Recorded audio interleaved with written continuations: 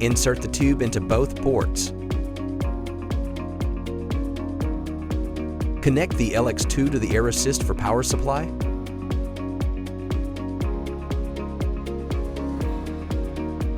To remove the tube, press the fitting and pull the tube out.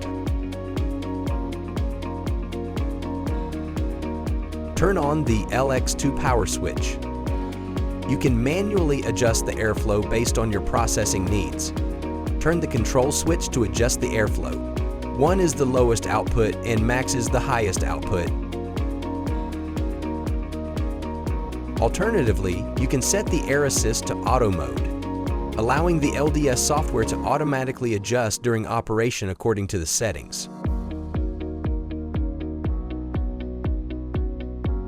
The filter can last for over 6 months in general.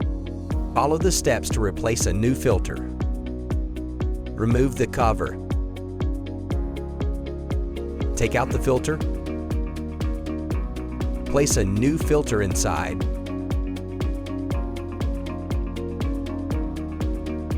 Put back the cover. If you have any further questions, don't hesitate to reach out to the LaserPecker support team at support@laserpecker.com. Thank you for watching.